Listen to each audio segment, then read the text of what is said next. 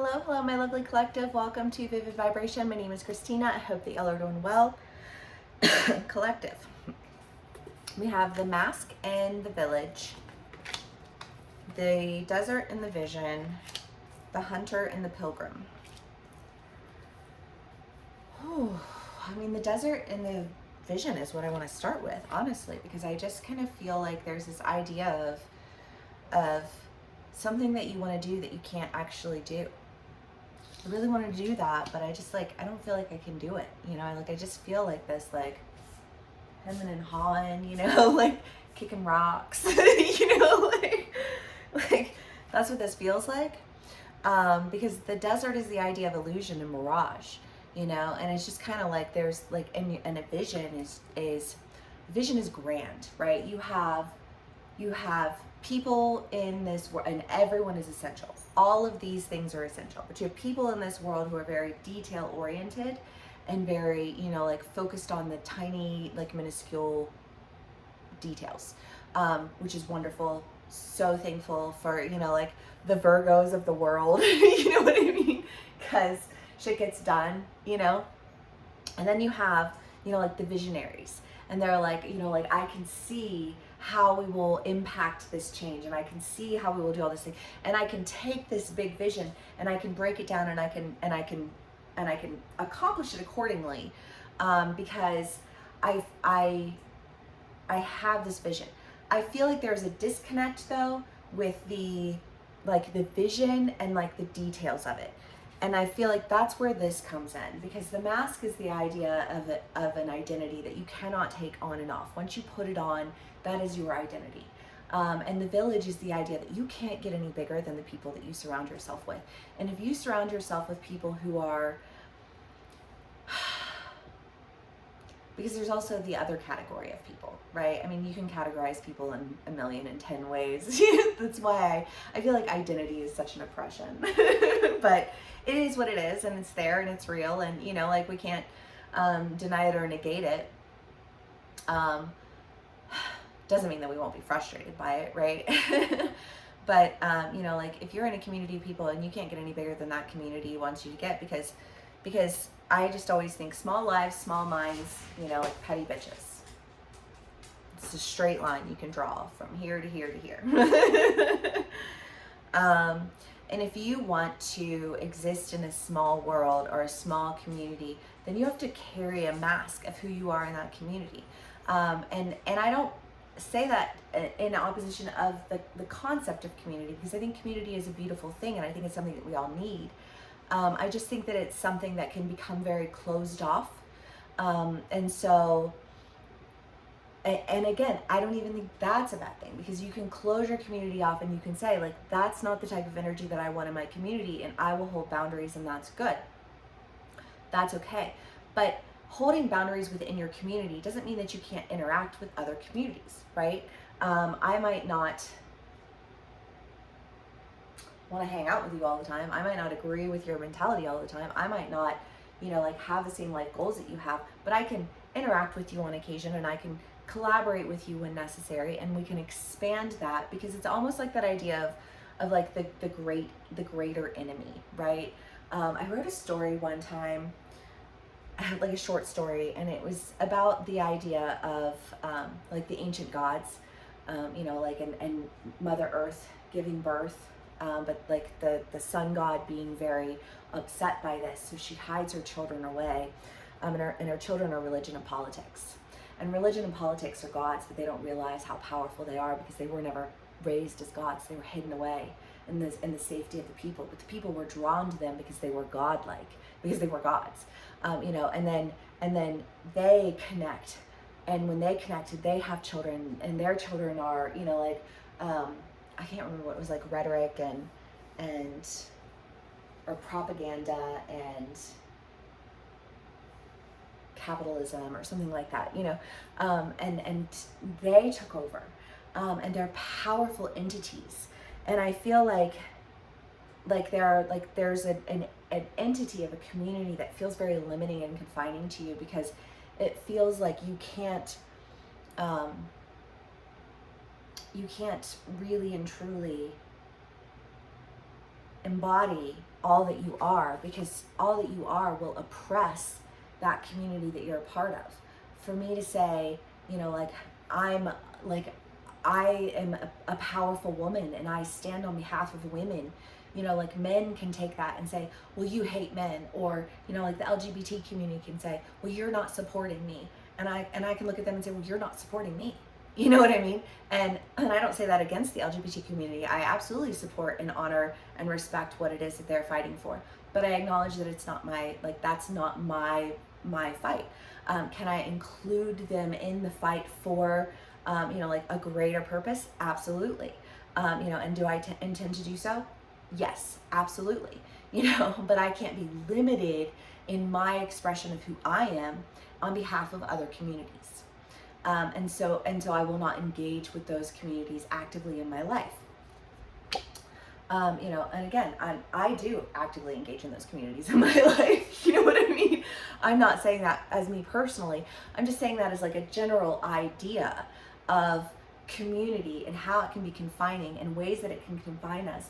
And it's not that those communities are bad. It's not that their purpose or their missions are less than.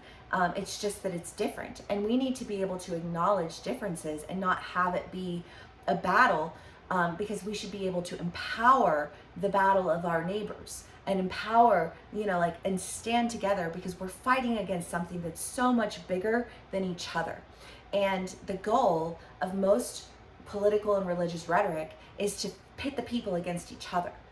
And as long as everybody's fighting each other, then nobody's going to actually deal with all of the horrific things that are going on in our world by the elite and the wealthy. Like, let me get a little sermon in there real quick. And it can feel like, well, how can you have this vision, and how can you, include communities and do all of these things if you're only exclusively for one thing? And it's like, yeah, exactly. If I'm only exclusively for one community, if I'm only exclusively for one thing, if I'm not allowed to honor my own reality, because I have to bow down to everybody else's reality, then nothing's going to get accomplished until everybody can stand back and say, I honor you in the way that I honor me. Namaste. And mean it. And I feel like there is a sense of, when you put it that way, it doesn't feel so oppressive, because it's not meant to oppress. You know what I mean? Like my struggles are, my overcoming my struggles is not me oppressing somebody else because my, my reality is different than their reality. I had this kid, well, a Gen Zer for sure. And we had to go around, because we started our in-person practicums. And so we were going around introducing each other, because we're all we're a bunch of people laying around naked in a room massaging each other. You know what I mean? So let's get to know each other. And everybody goes around and they share where are you from? What are you doing? What did you do before you got into massage? And I share a little, and why did you get into massage? And this past year I was living in Sedona, and I was working with these master energy healers. And I was very blessed, and I was able to do, private energy healing sessions with them. And the organization that I was working with is, they have 11 universities in 11 countries, and they're accredited in Arizona for brain and body education, but they're becoming accredited in all American U.S. universities. It was a beautiful experience. It was an amazing opportunity. And I was so blessed to be able to do that. But I just I didn't imbibe the culture, it wasn't my culture. It felt a little culty to me, if I'm being totally honest. But I loved the brain and body education element of it. And so, when I came back to Colorado and I saw that there was an opportunity, at the company where I could go back to school and I could start to really educate myself sincerely in the science and the art of the brain and body and education, because I feel like it affects us spiritually, and our mind and our body and our heart and our soul are intertwined. And so we need to understand how to work all of it in order to develop, because we've been cut off from day one. Especially in America, I feel like we're fed processed food. We have microplastics in our blood. Our water is filled with fluoride, that is intentionally created to block our pineal gland, which is known as our third eye. You know what I mean? Like we are literally under attack as a human race. There's a whole lot that we need to sort through and to deal with. And I don't know, I just feel like sometimes it can feel like this gigantic beast of a God that we're taking on. And part of me wonders if it's not sometimes, and when you feel that way, it does feel like it's like you can't really make a difference. You can't really do anything. You might as well just work for yourself. You might as well just like get in that hustle, and you might as well just exploit everybody else because everybody exploits you anyways. And it's a whole attitude and a whole energy. Because like I'm going to identify through my community, and that means I'm going to hate everybody else who isn't in my community. And it's just kind of like, whoa, calm down, world. Like, let's get it together here. Let's get this organized. Let's get this understanding, out here and start this conversation so we can really start dealing with some of the actual issues that are affecting all of us, that are affecting, like the generations that come, because, like we are bugs on the planet. And the planet is not going to go down because of us. Like, as destructive as we may be, Mother Earth is fucking powerful ass bitch. And we can't take her down. But we can align with her, and we can commune with our mother, and we can bring healing.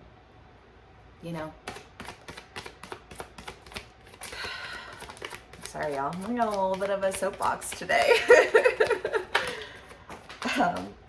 Whatever. Okay, so we have the King of Pentacles, the Knight of Cups, the Two of Wands, the Nine of Pentacles, and the Chariot. Well, yeah, because I mean, it's just kind of this idea of how about instead of fighting everybody, we start protecting each other? How about instead of, like hating and being a dumb petty bitch? Because, like being a dumb bitch, gender neutral, because I know plenty of guys who are dumb bitches. I feel so bad, you guys. I really do love men, though. Like, and I have some beautiful, amazing men in my life. My father being one, and he is strong and educated and passionate about what he does, and lives, a life that isn't perfect, but he does try his best. And nobody ever expects perfection of anyone. And there are a lot of toxic women in this world, and my mother is a prime example of the nastiest of the female energies that you can encounter, because she's her degree is in rhetoric, composition and rhetoric. So she knows how to use her words, but she trusts that people are stupider than her because she has a really big ego, and she thinks that people can't see beyond or past or through her little optical illusion. She's a double Pisces, and I love my Pisces too. But the shadow side can be, very persuasive and very manipulative and very conniving, and can create toxic environments that aren't healthy for our men, and I feel like I have done my best to, like be, and then not to say that I've been successful, but I've tried to heal my own trauma so that I can heal the trauma in my boys, so that I can be a positive, healthy female influence in their lives, and love them unconditionally and provide to them with the security and safety that they deserve, so that when they become the men that they are becoming, they are able to in turn offer that to the ones that they love. I don't say any of this from a place of judgment or any of this as though like I am somehow superior, or I somehow have it all together. I could give you a lifetime story of all of the reasons that I don't have it together. But what my goal here is now is to not hide in shame from those things, but to express them openly and honestly so that we can deal with the issues and we can move past them. And when I say these things to anyone, I also say them to myself. So please, understand that I'm not coming from a place of like superiority. I deal with it too. But here we go. So the Seven of Pentacles, or the Nine of Pentacles, is pulling yourself out of something to protect and go in a direction with love, into an investment. It's an investment for us to take the time to acknowledge where the issues are. It's an investment for us to develop ourselves emotionally, mentally, spiritually, so that when we encounter, like other communities that are not necessarily in agreement with everything that our community is doing, we're not in opposition with those communities. We are able to honor the good. Honor the good in you and honor the good in me, and then we can take that good and we can impact change as alliances, not as people fighting each other to dictate one another. I'm not like, it's not my job to colonize you anymore, it's your job to colonize me. You know what I mean? But I can honor your culture, I can honor your history, I can honor your struggle, and you can honor my history and my culture and my struggle, and we can align together to fight for a greater good, right? I feel like you're making big moves. You're going in big directions. The pilgrim's journey and the hunter is the idea of just like streamlined focus. Like there's one thing one goal that I have in mind, and I would be good and goddamn if anybody distracts me from it. You know what I mean? It doesn't mean I want to fight you. And if, I don't know, I don't know. Let's do more clarifiers. Okay, the moon, the Three of Swords, the Queen of Pentacles, the Four of Swords, the Two of Wands, and the Strength. Well, yeah, because again, just this idea of like holding on to something that hurts you and feeling confused. And it's like, well, yeah, like if everybody holds on to their, this is how I identify, and if you say that, you're saying that against me, and da-da-da-da, and it's like, okay, well, like calm down. Nobody's trying to attack anybody. But like a step outside of your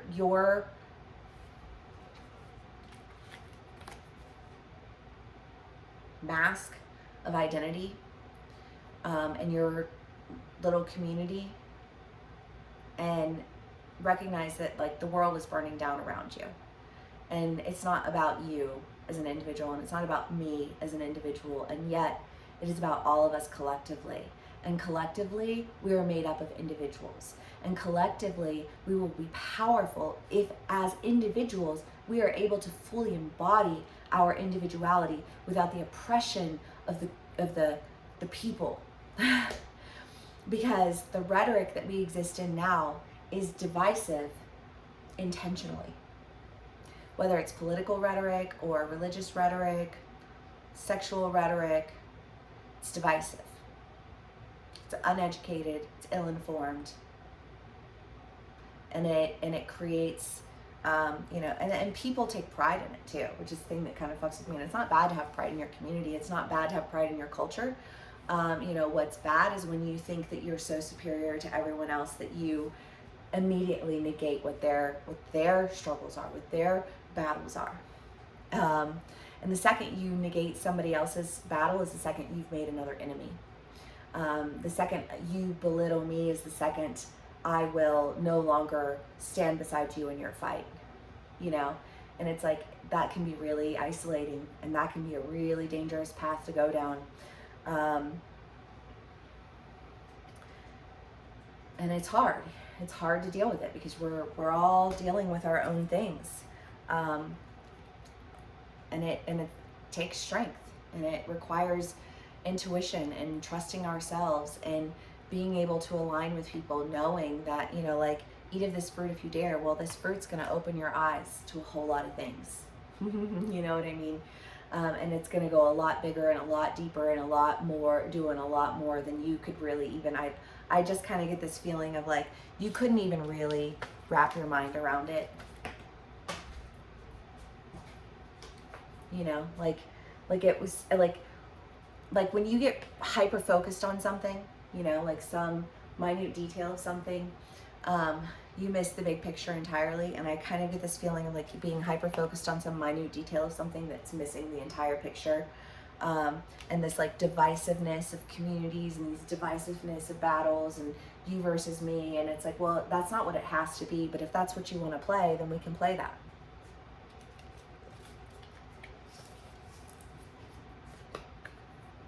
But it's not going to get anybody anywhere. Ovs. All right, collective, 20 minutes in. Thanks for hanging out with me. Appreciate it. Thanks for sharing your energy with me. I'm glad that there are people here who want to have this conversation. I just dropped this in the dog bowl. We have the 10 of Pentacles, the 5 of Wands, and the King of Swords. Well, yeah, it's kind of like you can make a decision to fight against your communities, or you can make a decision to trust that there is so much more than meets the eye.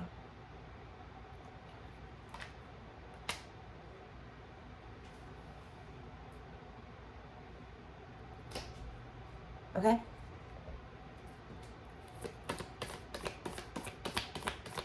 One last card for the collective and we'll call it a read. The womb and the ocean. I love all this water energy. I'm like half water, so I love it. But the ocean and the womb, I mean, you can create balance, you can create safety, you can create security, and you can